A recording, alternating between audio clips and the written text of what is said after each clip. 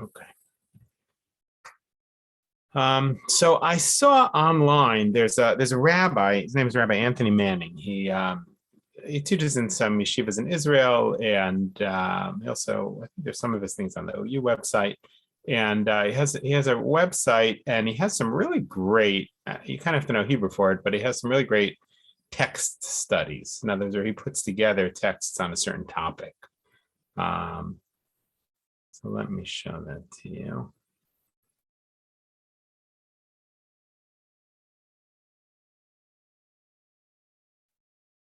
Now it's interesting. You can actually see from what he named this class where he gave it. It says Tzniut Michlala. Michlala is it's a women's seminary in Israel. Let me take you to his main page here.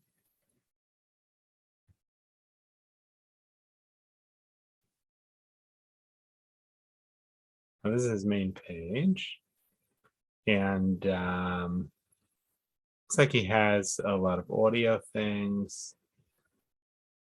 Oh, so that's interesting. So these text studies, here's things on women, hair covering, touching, birth control. It's good stuff. Click here for a 3-part series on Hilchot Tzniut.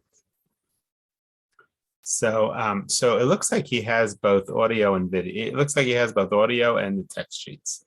So I'll just look at the text with you, and that way we can talk about it. But feel free to listen, obviously, to his audio. He probably explains his texts. Looks like he gave it in 5773 and then updated it in 5775. And this is the first one. So I think this will be a good. He tends to be pretty, pretty connected to the sources, because especially when it comes to a topic like this, see, one of the dilemmas with studying a topic like Tzniut is that you sort of ask yourself, well, where in the Torah would I look for that? Where in the Talmud would I look? Where in the Shulchan Aruch would I look? Right. So you can look at all of the 613 commandments. And you won't find a commandment that has anything to do with how people should dress.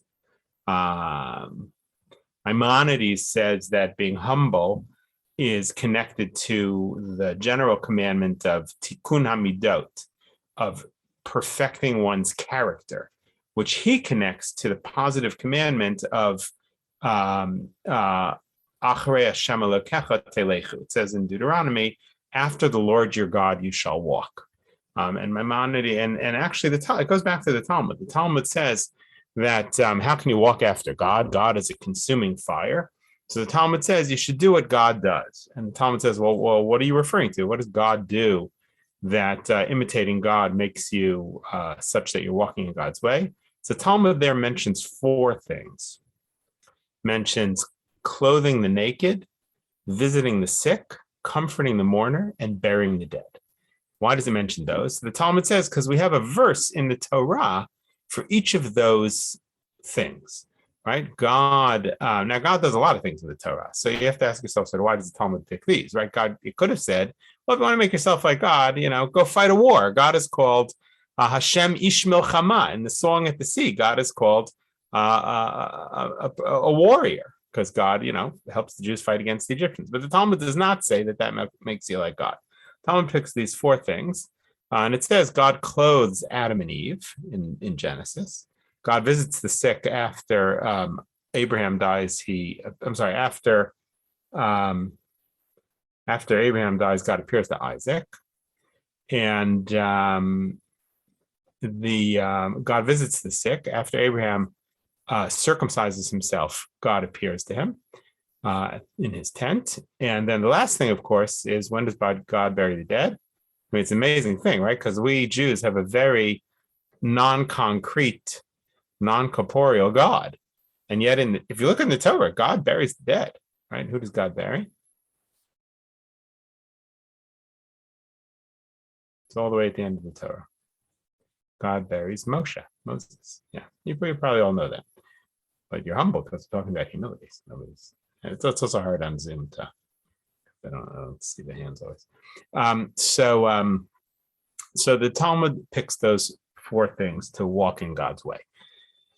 So then you think to yourself, well, maybe the Shulchan Aruch, the Code of Jewish Law, maybe talks about how we should dress and how we should, So the answer is it doesn't. It doesn't really talk. It doesn't. There's nowhere in the Shulchan Aruch that it says, men should wear, pants and a black hat, and women should wear a dress. It doesn't say that anywhere. In fact, it doesn't say anything about how men and women should dress.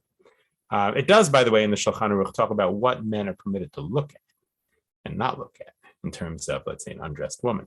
The Talmud does have a section on saying the Shema. Can you say the Shema next to a woman who is uncovered? Because it may, it gets in the way of prayer, perhaps. Makes one, So the Talmud has that. But let's take a look at what he has here. So can you hear me okay, by the way? I've been having some microphone trouble. Yeah, good. Okay. So in any discussion of tzniut, it's critical to distinguish between different areas of halacha. These exist as separate units, but interface and intertwine with each other. I'm not denying that there is such a thing as modesty. There certainly is. But one thing is interesting about it. It's an area in particular that's quite thorny. And you may have sensed this already. And the reason is because it's very tied into, for two reasons, I think. Number one, it's very tied into Orthodox culture, but not necessarily how, black and white halacha, not necessarily black and white Jewish law, but yet it looms very large in many parts of the Orthodox community. I think there's also a downside to that, which is it often gets put on women, and it often becomes kind of the 90% of, in certain communities, it's my sense that it has become, sort of the highlight of women's Jewish life, how to dress. I don't know if you've ever, gotten that message or heard that from people. But in my own mind, that seems very strange because women are obligated in every mitzvah that men are obligated, except maybe 9 or 10 of them. Every other one they're obligated in. So it's, I think, a mistake to pick one thing and say, this is your Jewish purpose. This is your main Jewish engagement. Doesn't mean it's not important, but if we said to men, the main thing in Judaism for you is keeping kosher. Nothing else really matters as much. That's why God put you here. That'd be very, very strange. So to do that, in terms of especially something that you're not really going to find very clearly in the Torah very specifically. So says the general halachot of tzniut is self-respect. This applies equally to men and women and not limited to, although include issues of dress. They appear in the Shulchan Aruch, Orach Chaim 123, 240, and Even Ezra 25. We'll see those sources later. Specific halachot of tzniut as they relate to dress. These focus on the concept of dat Yehudit. There is a concept of dat Yehudit, which is, there's a distinction in the Gemara between dat Torah and dat Yehudit, something that is maybe commanded in the Torah versus something that is something that Jews do. That might be dat Yehudit. It's developed in the Gemara and Ketubot. The Gemara over there is speaking about men saying the Shema and women not saying in front of women whose hair is uncovered or whose body is uncovered. They apply in principle to men and women, though they are focused specifically on women in the context of the Ketubah. Over there, it has to do with if a woman dresses, let's say, in a certain way, and maybe that becomes a subject of argument between the man and the woman. There might be certain things for which there would be grounds for divorce without paying the woman her ketubah money. They appear in Shulchan Aruch, Even Ezra, and that's focus of Shir number 2. It's got 3 classes here. Shir means class. Halachot considering erva and saying brachot. The question of can you say a bracha next to somebody who is uncovered, or learning, or davening, praying in the presence of somebody who's uncovered. Those are in the Gemara. These relate almost entirely to men. They include issues of kol isha, a woman's voice. Tefach means a hand breath. The Talmud says the hand breath of an uncovered woman is considered erva.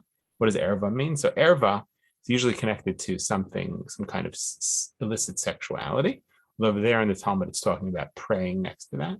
And shok. Shok means a thigh, a woman's thigh. They're developed in the Gemara in Brachot 24a. Over there, the Gemara is talking about saying the Shema. That's the topic over there. They can be found in Shulchan Aruch, Orach Chaim 75. We'll look at them in Shir number 3. These halachot are not primarily focused on tzniut or how women should dress. Halachot regarding appropriate sexual behavior, including what should be looked at listened to, and thought about. These apply mostly to men, although invoke other basic issues of sexual conduct which apply to both genders. They appear in the Shulchan Aruch Even HaEzer 25. That's another section. The Shulchan Aruch has 4 sections. Shulchan Aruch is the code of Jewish law. Halachot of lifnei iver, right? There's a concept of causing others to sin. In other words, this comes up a lot. Actually, I get this question a lot. Can you invite somebody who is Jewish to come to a Shabbat meal if you know they're going to drive? So why not? I mean, let them choose, right? The answer is you're not allowed to put a stumbling block before the blind. You can't cause somebody to sin. Now, on that topic, I usually make a distinction between whether it's somebody who, if you came on late, we were going to focus on the question of modesty. I'm also recording if you missed the beginning, because somebody asked about this. And one of the things that I mentioned is it's not something that's very clear in the Torah or even the Talmud, even in Jewish law, but it is something that I've noticed comes up a lot in the Orthodox community, at least as a topic of thought and conversation. So lifnei iver. So I mean, on the question of inviting somebody to Shabbat, I think it depends if they're religious or not. If they usually drive on Shabbat, sometimes it can be a better thing. Obviously, if they're going to drive, to a football game, it's better if they drive to your house for Shabbos. But that's a separate question. But that's the concept of lifnei iver. It comes from lifnei iver means before a blind person. It comes from the verse in the Torah which says lifnei iver lo sitein machshal. Before a blind person, do not put a stumbling block. And we understand that to mean not just putting a block for a blind person, but anybody who causing somebody to sin. The general principle, which applies far beyond sneud or dress, does, however, in this context, also include an obligation on women to give thought to the effect that their dress behavior has on men, and not to be sensitized to this, fundamental bein adam lechavero issue. What does bein adam lechavero mean? It means the category of commandments between us and other people. By putting a stumbling block before the blind, it's not between me and God; it's between me and another person. So that would be an interesting question. In other words, let's say, let's say that the Shulchan Aruch says, which does say that it's forbidden for a man to think, illicit thoughts about a woman who's forbidden to him. So I'm not allowed to think about having sex with my neighbor's wife. That is forbidden in the Shulchan Aruch, in the code of Jewish law. So if my neighbor's wife, comes to visit me and closes the door and is wearing something very, that might cause me to do that, is that considered lifnei iver? Is that perhaps a sin on her part of putting stumbling block before the blind? Obviously, if I, did something that would, on some level, she's married, so it'd be a sin for me and a sin for her.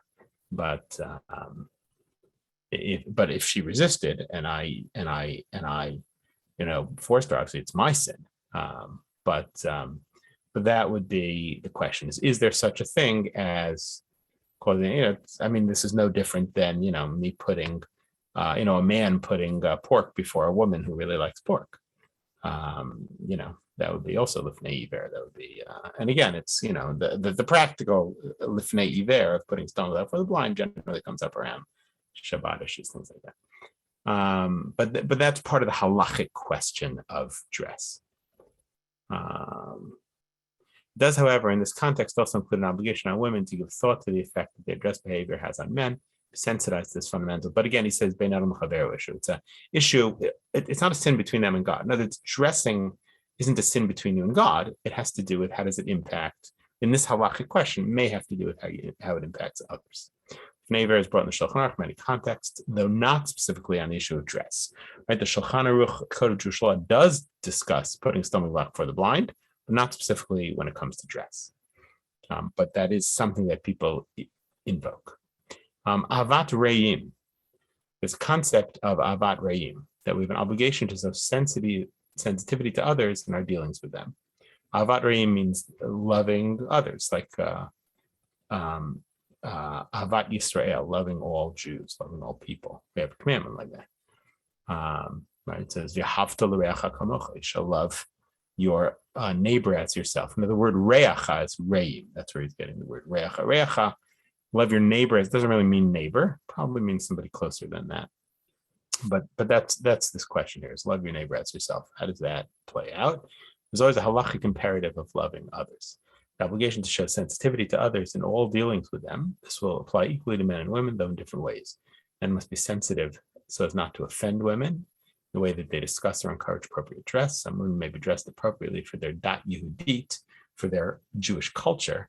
Men who do not approve will have to look away and keep quiet. Women who are not dressed according to halachic requirements relevant to them must, as in all halachic issues, be treated respectfully with dignity and instead of general halachot of tochacha. Right? When it comes, if you want to rebuke somebody, you have to be very careful about how you do that. At the same time, women must be conscious of the need for sensitivity in dress and behavior. When with others, men and women, who may be offended by certain types of clothing, they'll need to be tolerant of others' views, especially when they disagree with them. Okay, it's a pretty good introduction. Any questions so far? You have to yell out because I can't, when I share my screen, I can't see everybody at once. Okay. I have a question. So I also heard that tznius is also privacy. Is that true? Could you talk about that? There is a concept of privacy in Jewish law, absolutely. Like you're not allowed to walk into a room or a house without knocking. Yeah, absolutely. There is a concept of privacy.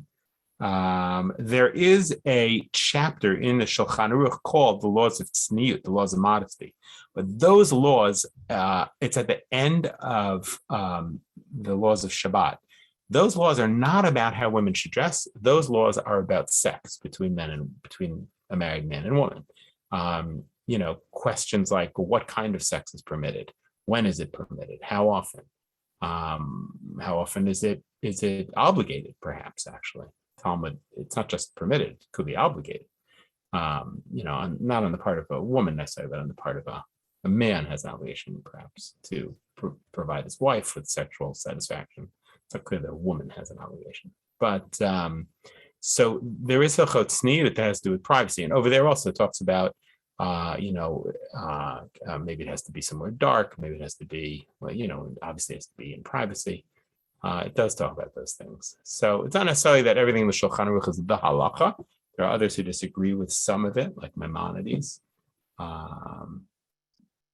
Shulchan Aruch, actually, that section of Shulchan Aruch is very limiting to some kinds of sexual acts, and Maimonides is much, much more permissive.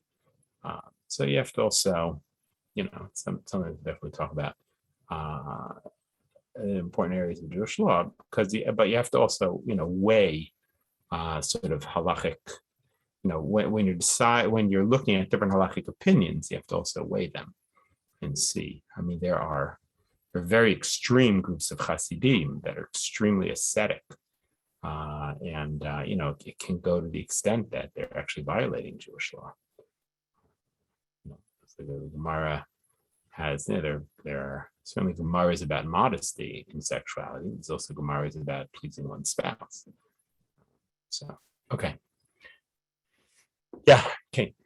I have a question. So, my understanding is that the reason why you became more about women and how they dress is because there is the mention in the Talmud about men not praying or not saying the Shema around undressed. Does it say women or just on people that are undressed? Women. It says women. It says the voice of a woman, the hand breath of a woman. The Talmud even has other stories, very interesting ones. Like Talmud says, looking at the pinky of a woman to satisfy your desire is like looking at her without any clothes on. There's a Gemara like that. There's like a very famous Gemara of a guy who there's like a woman behind a fence, and the guy says, I have to have sex with that woman or I'm going to die. And the rabbis say, no, I'm sorry, you can't. And they brings in a doctor, and the doctor says, yeah, it's true. And the rabbis say, no, you can't. And then the guy says, all right, let me just, look at her. And the rabbis say, no, sorry, we can't do that either. And he said, okay, let me just talk to her over the fence. They say, no, can't do that either. So the question is why? Why can't he do that? So that's an interesting Gemara, right? Now, it's obviously for this guy, it's something totally different that's going on here. Anyway, sorry, go ahead. You were saying? Just my understanding. I was trying to understand why tzniut became more about women and their behavior. Yeah. So I think you're right. I think partly it's that where the Gemara talks about it has to do with women. I think one of the funny things about men so first of all, men over there, the Gemara is talking about saying the Shema. Now, men are obligated in the Shema. Women are not necessarily obligated in the Shema. They may be obligated in the Amidah. So could a woman say, let's say, the Amidah next to a man who's not dressed properly? That might be a problem, actually. That's a good question. Now, it's interesting, one's own nakedness might not be a problem. Your genitals have to be covered, but Gemara does have a case of like, it seems like from the Gemara, you can make a bracha even if you only have underwear on. But the Shema might be a different thing. So yeah, I think that's true. I think there's two things. I think number one, part of the reason is because there is that Gemara in Brachot that talks about, saying Shema in front of a woman who is not dressed. I think also, the Gemara does talk about the forbiddenness of thinking about women sexually. Just like you can't, exploit people physically, also not allowed to exploit them mentally in Judaism. And the Gemara learns it from a verse, your Vayam Machanecha Kadosh, I think it says when the Jews are in the desert, your camp should be holy. The Talmud learns from that the person shouldn't think about something that will cause them to become impure. Right? What's the impurity that would be caused by thought? So for a woman, right, if a woman has an orgasm, it doesn't make her impure, let's say to go to the temple. If she has a baby, it does, or if she menstruates, it does. But if a man ejaculates, he can't go to the temple. He has to go to the mikveh first. In fact, there was even a decree in the time of the Talmud that you shouldn't study Torah or pray if you had an emission of semen, either while sleeping or while awake. Now the Shulchan Aruch also says it's forbidden for a man to do that. So a woman, it doesn't forbid women, let's say, from masturbating, but the Shulchan Aruch does forbid men from fantasizing and masturbating. You'll find that in the Shulchan Aruch. You won't necessarily find that in the Torah. In other words, it's not like some people try to connect it to the commandment of er and onan, obviously in the English language, something called onanism. But over there, really, in the story that's Judah's children, there was a daughter named Tamar whose husband died. This is right at the beginning of, right at the end of Genesis, and the end of the book of Genesis, the end of Bereshit. And each of them was supposed to perform levirate marriage. If a brother dies and there's no children, the other brother has to be willing to marry the wife. She has to be willing also. But there's no wedding ceremony. It's just a sexual act that connects them and they're married automatically. But over there, and it's basically an act of sacrifice because you're having a child, but it's going to be your brother's child, even though it's really your child. It's sort of an act of kindness for the dead brother.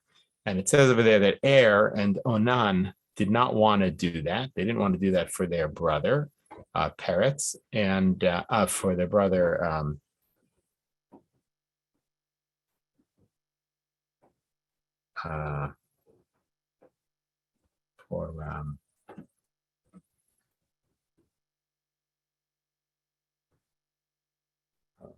maybe Er died and then Onan was supposed to perform levirate marriage. And so the Torah says that he ejaculates outside of her because he doesn't want to have a baby with her. He doesn't want to. L'hakim shem achiv, the Torah says. You're supposed to keep the name of your brother going by having basically children in his name. He didn't want to do that, and he died. So some people try to use that as a proof. So the Torah, so in the Shulchan Aruch, in the Code of Jewish Law, it definitely dictates what men can do. It doesn't talk about how women need to dress, but because there are laws about men, so that would be the question: is there a kind of stumbling block being put before the blind if women dress? So I think you're right. I think it's two things. I think number one, men have these sort of limits on sexuality that women on their own sexuality that women don't have. I think it's that you're right. It goes back to the Gemara in Brachot because that has to do with women being covered in front of men or saying the Shema. I think it also may have to do with human nature also. A man, I once heard this comedian, he's like, a man's driving and he stops at a red light and there's a woman in the next car and he looks over and he sees her and he thinks, I wonder if she'll come home and have sex with me. So, that's, it sounds absurd, right? But it's not actually that absurd. And I'm not saying that women don't fantasize, and I'm not like a misogynist from the 70s, even though I was born back then. But but there is definitely a difference. You could disagree with me. I know I'm like in the new generation, sort of. I'm from a different generation. My sense is that I mean, there definitely is. There's a visual sexuality, I think, that I'm billboards of women, and women are used to sell things, and there's just all of this consumerism around women's sexuality. You just don't find it as much around men. There isn't the same exploitation of men. Why? It's because men will buy something if there's a woman on a billboard. I don't know if a woman will. I mean, there's probably, maybe they will, but there doesn't seem totally equal. Am I totally off base? Is it a different generation and I sound like I'm like from a different century, or I don't know, or even pornography, right? So like 90% of pornography probably, I would imagine, is from men. We'd have to do some research, but I think it's probably from men, right? So I'm not saying there isn't women's pornography. I'm not saying women aren't turned on. I'm not saying that's it, but right there, men and women do seem different around some of these issues. So I think that's the third reason. And again, I'm not saying, there's a very slippery line here, which is that you can end up, saying, okay, because because we're worried about men, therefore women have to dress a certain way, right? So I don't think that's true. Well, I think there is a concept of tzniut, and I'm not saying the way that women dress in the Orthodox world is not important. I think it is important. Part of it's not even just about modesty; it's also about identity. It's interesting. Men do not have to cover their heads. There's no commandment for a man to wear a kippah or to wear a hat. The Talmud says that there were individual holy people who did that. Sephardic Jews still don't do that all the time. They only do it in synagogues when they're praying. So why do Orthodox men today, like, it's become the sine qua non of being Orthodox that you wear a kippah? Why is that? The answer is to become a symbol of Jewish identity, Orthodox, of observant identity. And Rav Moshe Feinstein, great decider of Jewish law, he said, once it became a symbol of Jewish identity, he said, now you're not permitted to not wear a kippah. Now you're obligated, because Jewish identity is incredibly important. So on some level, also, that's true. That you could argue that that's true of the way that Orthodox women dress, right? If you're in a museum in Washington and you see, 5 women with their heads covered and dresses on or skirts on, right? You immediately are like, wow, they're either Orthodox Jews or religious Christians, right? But and sometimes you can tell, like, who, you can sometimes tell, who's a Christian, who's not, who's an Orthodox Jew. They're standing next to a man with a long black coat and a black hat and a long beard, then they're probably Amish. No, I'm kidding. But it's funny, right? It is kind of funny that you could imagine an Amish family that looks exactly like a or Satmar. Right. Yeah, that's, I mean, like, Hasidish, there's a joke about about this Reformed Jew. He's on a train and he's really got a chip on his shoulder for Orthodox people, and he says this, he sits across from this Hasidic guy and he says, "You're so backward. You need to come into the modern world and stop, being so backward." And the guy says, "Oh, I'm sorry. My ancestors came here from Germany 100 years ago. I've been farming in Pennsylvania ever since then." And the guy says, "Oh, I'm so sorry. I didn't realize you were a Christian. I didn't realize you were Amish." Right? It's sort of ironic, right? I mean, and we dress similarly because that of tradition. Tradition is extremely important in Judaism. Okay, so I think all of those are possible reasons. I think also there's a part of me that sort of wonders if the extreme, I sometimes think the too extreme hyper focus on women's modesty in some parts of the Orthodox community, I don't know if that's just purely halachic, because I don't find the same hyper focus on everything else. Right? You may have noticed, I don't even know if you did, because Kesher is a totally different world. But if you've ever been to, the certain communities in Brooklyn, Israel, very insular Orthodox communities, there's like almost a hyper focus on women's modesty. And I almost wonder if it's because men have taken over the realm of communal Judaism, of like communal prayer. Even though the difference between what men and women are obligated in is very little. There's like 10 mitzvot that women are not obligated in. Everything else, men and women have exactly the same obligations. But prayer, communal prayer, ends up looming very large. And that has, that's sort of the domain of men many times, because men are obligated in prayer. Women are also obligated in prayer, but they aren't necessarily obligated at certain times, that kind of thing. And so I almost wonder if there's this desire to provide for women something, as vital and central, or to take something and make it as vital and central and public as communal prayer is for men. And maybe that tzniut, it becomes a symbol, it becomes public, it becomes, I don't know. It's just sort of a theory that I have. Okay, and it's something uniquely female, whereas most mitzvot are men and women. Okay, the Torah source for tzniut, and this all applies equally for men and women. Okay, so this is the battlefield. The Torah here is talking about going to the bathroom. When the Jewish people are in battle, how do you go to the bathroom? So the Torah says you have to go outside the camp. And you should have a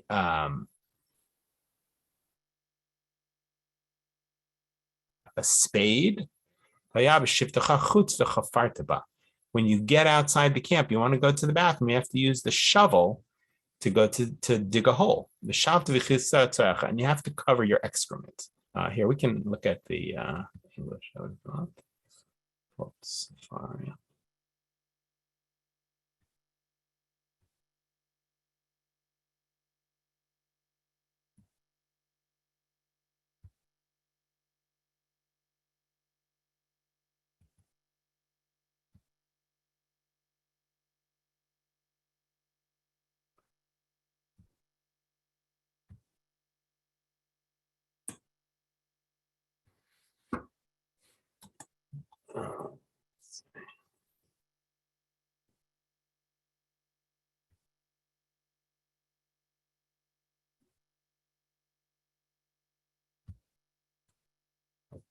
Okay, I'll just translate it. You can look it up later if you want. So that's the Torah. The Torah is telling you there about that's a kind of modesty, right? You can't just go to the bathroom wherever you want. You have to, and you can't even just go out to the field and go to the bathroom. You have to. It's an interesting idea, by the way. You stop on the side of the road somewhere. You have to go to the bathroom in the forest, or you're camping. It's one of the 613 commandments that you have to bury your excrement. Because God, maybe it only applies to war. The Jewish people go to war. Okay. Because the Lord your God walks in your camp, to save you, right? You're going out to war.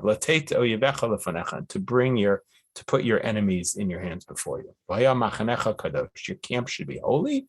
And there shouldn't be seen any ervat davar. It's interesting language, by the way, right? Ervat. Erva means usually illicit sexuality. Ervat davar. And your enemies will run away before you. So it says the Torah includes a mitzvah here to keep the battlefield bathroom clean and dignified. It's about constant awareness of God's existence and presence. And then it says, your camp should be holy. This is talking about a camp of fighting a battle. And that's an amazing thing, by the way, because usually in war is a time when there are no, there's always raping and pillaging is always a product of war. Because there's so much violence that the violence, so the Torah tries very hard to minimize the violence, to make sure that the violence you don't take it home with you. You have to go to the mikvah, you have to have the ashes of red heifer sprinkled upon you after you come back from war. And over here, the Torah wants the camp of the Jews to be holy. Our lives and strategies must remain holy. Part of this includes not allowing any erva to be seen around us in any way that expels them. Right. So the word erva is used here, something sexual. And this is a kind of pervert, any sort of forbidden sexuality should not be in the camp. That's what it sounds like. This is what we quoted before from the book of Micha, that we tell the human being what is good and what God demands of you. That is to do justice and to love kindness and to walk humbly with the Lord your God. What does it mean to walk humbly with the Lord your God? So he quotes a commentary of the Metzudat Tzion, one of the classic commentaries on the prophets. He says, it means to walk with the Lord your God in the way of the commandments and in modesty. Loba pirsum or humility, and not public, not with publicizing everything.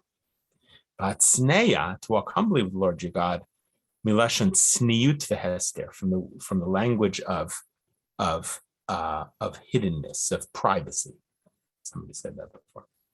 Bazadon diavo kilion viet tsinuim chachma. This is from Mishle, from Proverbs. That sin comes and desecration comes, but those who are modest have wisdom. These are verses from the Torah that talk about humility and modesty. This is from a Mishnah, Maser Sheni. The Mishnah says,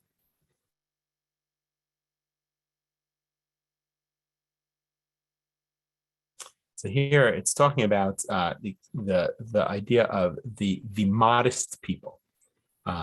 Talking about shatnez once here in relation with crops of the fourth year that had to be eaten in Jerusalem, or redeemed for money and then taken to Jerusalem to be eaten. In the Shemitah year, when such food was accessible to all people, right? So in the seventh year, everything in your field is accessible to everybody. Some people would put down a marker to inform the public, but the tznuim would lay out money to pre-redeem the fruit before others took it. The word tznuim, those who are modest, seems to be those who are also concerned about others. And Maimonides says here, the word tznuim, the modest, means those who are careful about avoiding things that are forbidden. It's a very general, so he's trying to get a sense here, what does the word tznua, modesty, mean, right? It's obviously a very large definition. It's much wider than just the question of what a person wears, right? It has to do with walking humbly with God. It has to do with how you behave in the camp of the Jews going to war. It has to do with the focus on commandments. It's really a lot more like modesty, perhaps. This is from a book of mitzvot, a fairly early book of mitzvot, written in 1277. And he interprets, right? This is already 1,000 years after the Talmud. Well, no, I'm sorry, it's 500 years after the finishing of the Talmud. It's about 1,000 years after the Mishnah. And he interprets from the verse, V'haya machanecha kadosh, your camp should be holy, that not only are you supposed to go to the bathroom outside the camp and cover your excrement, but liot sanua, it's a general commandment to be modest. As it says, your camp should be holy. And it says, walk humbly with the Lord your God. And the rabbis say, ein snua ela hatsanua b'veit hakisei. To be modest refers to the bathroom, being modest in the bathroom. It's very interesting. You would think that a bathroom place you're immodest, but no, you have to try your best to be modest in the bathroom. But nifna balayla, ifna kederach shu nifna b'yom. Person who goes to the bathroom during the night should be the same as if it's the daytime. Megal lefan of tfachayim ba'achor of tefach. The Talmud says that when you go to the bathroom, you should do it in a modest way, not uncovering too much of yourself. Also, when a person has sex, there has to be a certain modesty. And in everything a person does, there has to be modesty and not preetsuit. Preetsuit is the opposite of modesty. And it comes to the word porates, to break through, like to break through a boundary. There are limits. Now, it's interesting, by the way, there is a halacha in Shulchan Aruch that if you go to a mikvah where people don't wear any clothes, you're not supposed to wear any clothes because it will look like you're embarrassed of the body that God made you. And so if you ever go to it's very interesting. I mean, if you're male, you might go to one of these, but in the Haredi communities, the very Orthodox communities, Hasidic communities, Jerusalem, Tzfat, Brooklyn, Monsey. So if you go on Friday to a male mikvah, to a men's mikvah, there are just hundreds of people going to the mikvah, one after another. There's no modesty at all. Nobody has a shred of clothing on. Everybody's just going in the mikvah, one after another. If you've ever been in Tzfat, in the Ariz mikvah, there was a mikvah that Rabbi Isaac Luria dug into the side of a mountain 500 years ago in the city of Tzfat in the north. It's a very holy mikvah. But it's funny, it's one of the holiest places, and it's this mountain stream running under a mountain, and you go in, but there's just a room there. And and it's only men who go there, and nobody has any clothes on, and there's no like rooms, and there's no and I took my kids there. I'm like, oh, are you excited? The Ari's mikvah, the Ari was a great Kabbalist, and he's buried right there on the hill of Tzfat, right near the mikvah. And so recently I was talking to my kids and they're like, that was pretty traumatizing. Because I walked into that room and there's all these naked men. And they were just not, they weren't used to it. Because I had taken them maybe once in the mikvah in St. Louis, but that had like rooms because it was used for women also during the night. So it had like rooms and you go, there weren't many people. But when I was a kid in high school, we went to a mikvah in what's called Mea Sha'arim, the very religious neighborhood in Jerusalem, and it's sort of shocking. I mean, there's not a shred of modesty, and in fact, but it goes back to a Talmudic dictum that if you're in a place where everybody doesn't have clothes on, you're not supposed to have clothes on. If you're in a place where people do have clothes on, you should have clothes on, and even a person's supposed to be modest in their own home, even if nobody's looking, even in your own room, there's a concept of being modest. So, but in a place where people specifically are not modest, and that's normative. Again, I'm not talking about different genders altogether or just on the street, but mikvah is a very good example of that.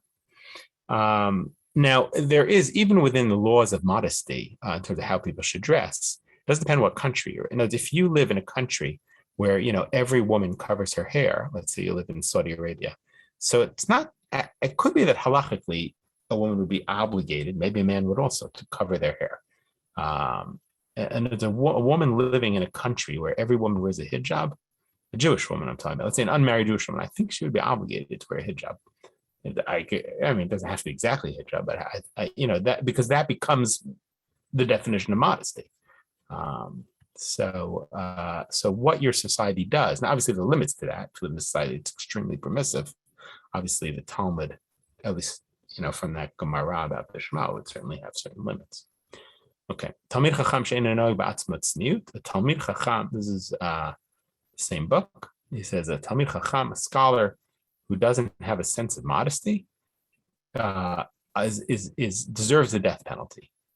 Lefi shemerachek habriot me'avodat Torah, because they have distanced human beings from loving the Torah. In other words, if you're a chacham, if you're a rabbi, and people see you and they say, wow, he doesn't know how to get dressed. So that makes people not like the Torah. Now, obviously, there's worse things you could do, right? In other words, a person who is known for their Torah study and cheats in business, that's also that's a violation of it's a desecration of God. But here at least this one book from 1200 says, how you dressing modestly. You're talking about men, probably.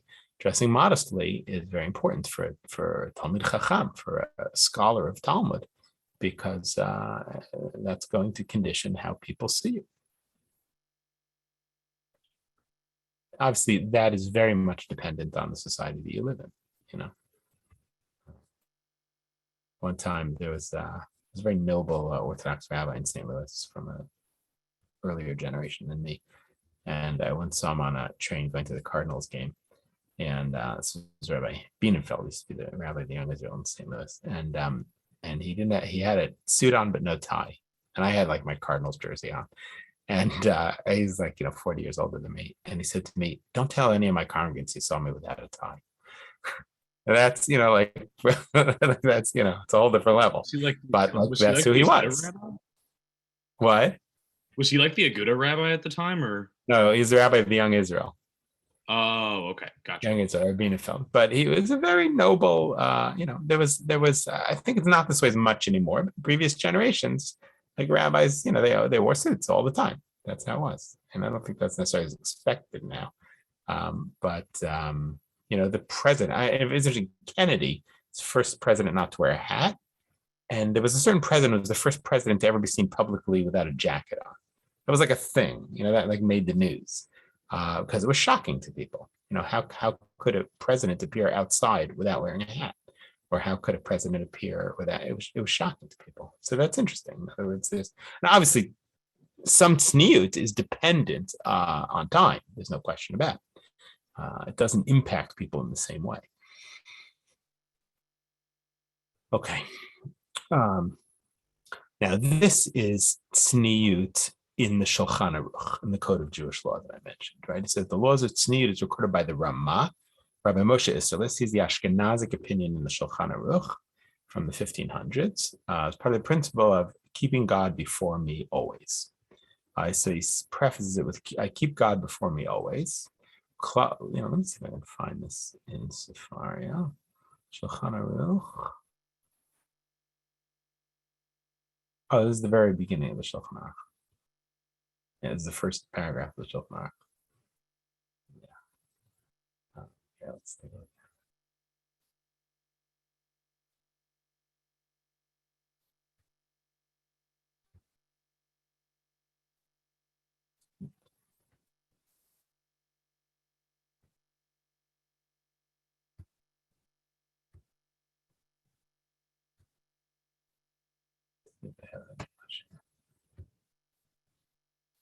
Okay. One should strengthen themselves like a lion to get up in the morning to serve their creator, so that it is he who awakens the dawn. That you should awaken the dawn to go and pray. The dawn should not awaken you. Right, the Ramah, Rabbi Moshe Isserles.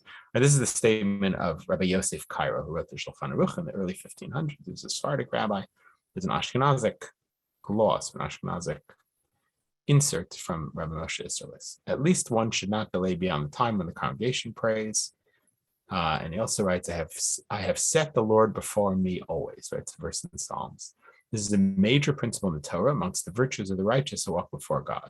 For a person's way of sitting, his movements, his dealings while he's alone in the house are not like that of sitting and movements and dealings when he's before a great king, nor his speech and free expression as much as he wants when he is with his household members and his relatives, like a speech in the royal presence of God, in the presence of a king. All the more so when one takes to heart that the great king, the Holy One, blessed be he, whose glory fills the earth, is standing over and watching his actions, right? In other words, think about how God is everywhere. If God is everywhere and God is always before me, so then I need to act all the time as if I'm in front of the King of Kings, right? That's a whole different way of seeing life in oneself. Is it possible? It's an interesting question. The glory fills the earth and is standing over and watching his actions. As it is stated, will a man hide in concealment that I will not see him, is the word of God from Jeremiah. He immediately acquires fear and submission and dread of God, may he be blessed. It means like awe. And is ashamed of him constantly. And one should not be ashamed because of people who mock him in the service of God. And one should also go modestly. And when he lies on his bed, he should know before whom he lies. And as soon as he wakes up from sleep, he should rise eagerly. The service of the Creator may be blessed and exalted. Right, so that's the Shulchan Aruch. Rabbi Moshe Isserles was the Ashkenazi part of the Shulchan Aruch. Right, he begins the Code of Jewish Law right at the beginning with Shiviti Hashem Lenegdi Tamid. I keep God before me always, and that should condition, he says, how we act. What the Mishnah Berurah says on this.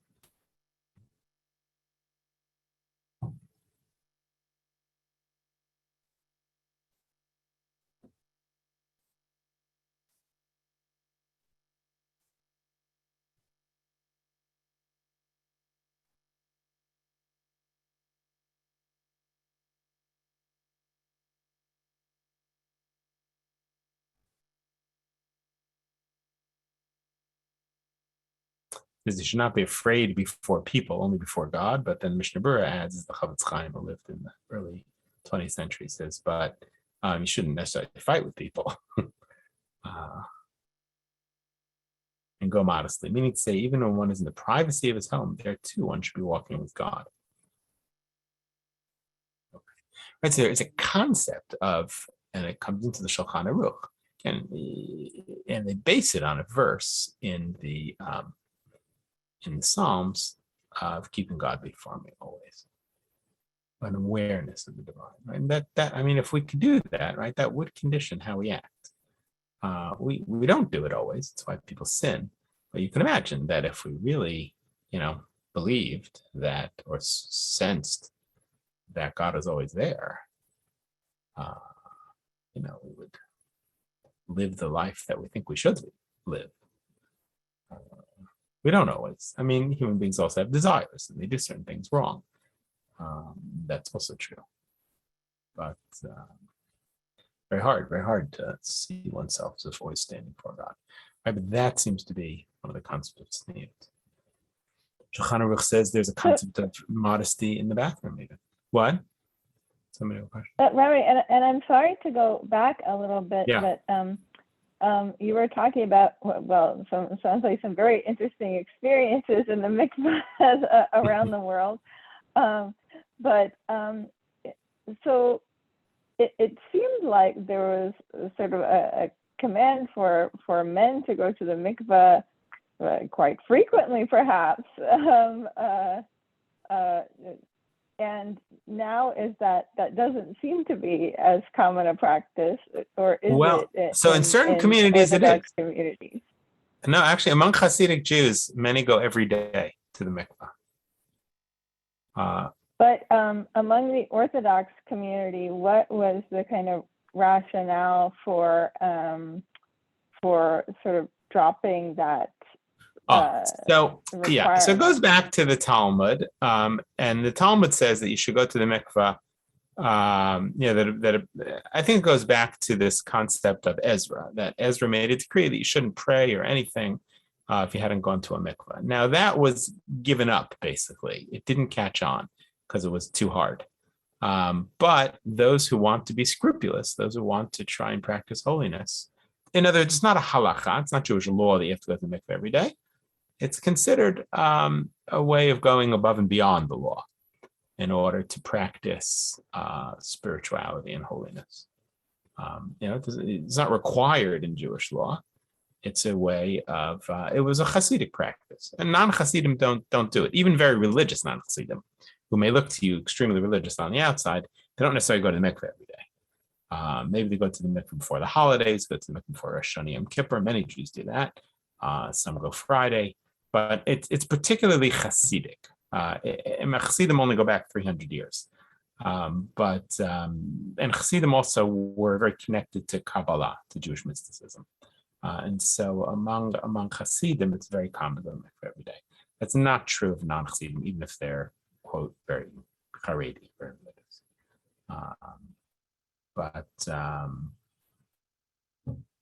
We get a lot of visitors to Kesher who are Chassidim. And they always want to know, like, where's the mikveh for men? And they're beside themselves that there's no mikveh down here for men. So maybe we'll build one day. Let's see. I was just going to ask, so their mikvahs are separate? There's one for men and one for usually women? Yeah. I mean, in communities where a lot of men go to the mikveh, yeah, there's totally separate mikvahs. And communities like, for instance, St. Louis, they're not separate. But men go during the day and women go at night.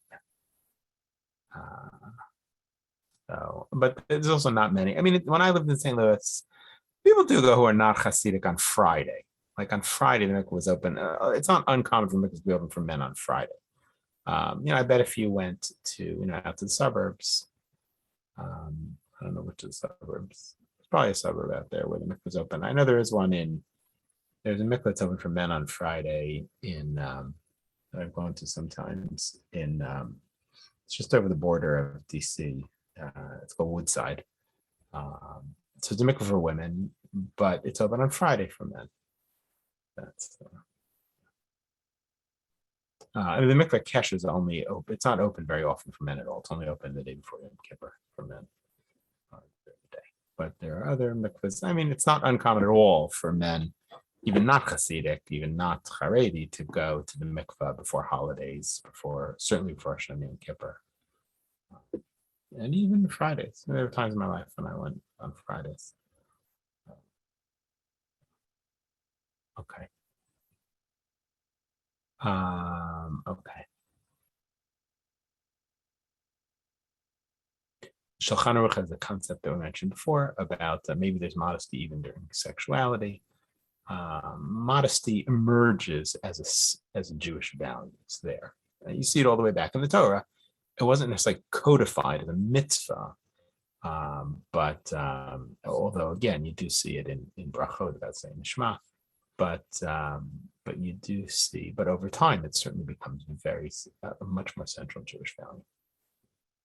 Chazal means the rabbis of the Talmud stress that real tzniut is judged on who you are internally, how you behave in a place nobody can see.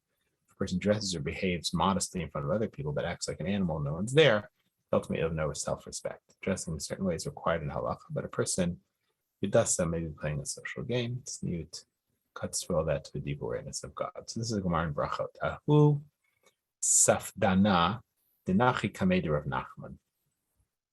Let's see this Gemara.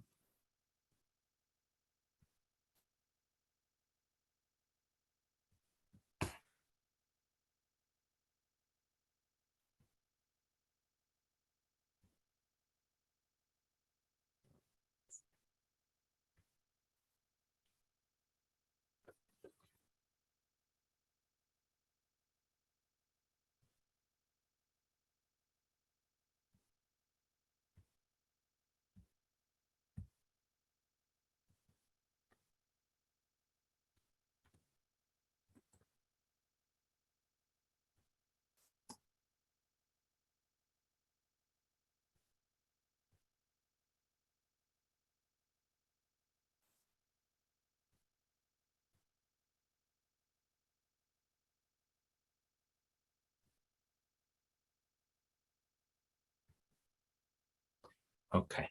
There was a particular eulogizer who went to eulogize an important person in the presence of Nachman. Of the deceased, he said, this man was modest in his ways. Nachman said to him, did you go to the bathroom with him? Do you know whether or not he was modest? As we learned in the Braita, it's like a Mishnah. One can only describe as modest when it's modest even in the bathroom when nobody else is there. Okay. So there's a concept of modesty even in private. Although again, we have to balance that with what it means to be modest in a place where people are generally not modest.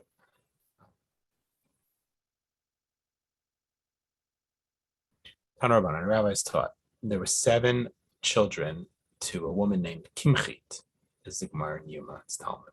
Kulan Shimshon Guna Gedal, and all of them became Kohanim Gedalim, the high priests. Amar Chachamim. So the rabbi said to her, what did you do to merit that all your children became high priests? So Amar, she said, Miamai Laro Korot Beiti Kalai Sari. In all of my days, the beams of my house never saw my hair uncovered. Amrullah Harbe Asukain V'lo Ha'ilu. Interesting. They said to her, many people have done that. Let's see the end of this Gemara because that's interesting. It seems different than what he's trying to say.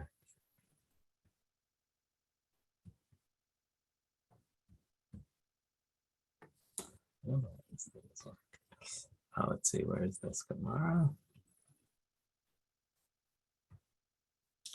Yoma Mem Zayin.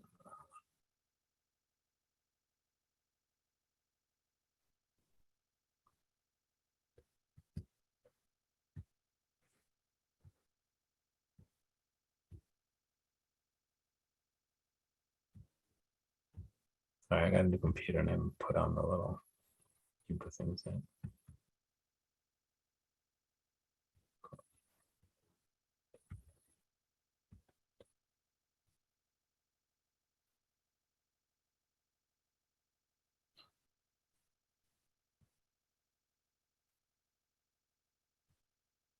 Okay. Never celebrates my hair. They said to her, many women did that and did not succeed to such a great degree. You must have been given a special gift by God. So it's interesting, right? He doesn't quote the end of this, but that Gemara actually is saying that the rabbis say to her, she says, the reason I married her is because I never uncovered my hair in my house. And the rabbis say to her, many people tried that, but it didn't work for them. It's funny, the Gemara doesn't seem to think that, that's the key to having children who become high priests. But nevertheless, you see that there was this value of modesty.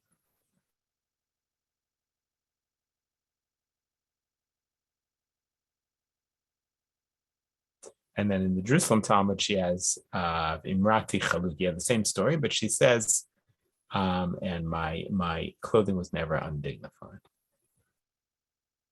The sense of dignity. Of course, it's interesting, right? In other words, is that just because she's so holy, or is it because by being dignified, she teaches her children to be Kohanim, to be leaders, to be, right? The Kohen Gadol is the one who appears, you're an orb.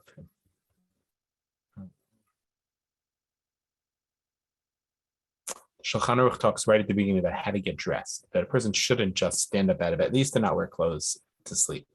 Didn't have a lot of clothes. So Shulchan Aruch says you should get dressed under your covers, because you shouldn't just get up and be totally naked in your house.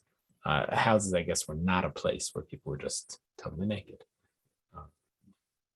It's an interesting question. Their house is different than our houses. We have a lot of rooms, and we'd have to balance this with.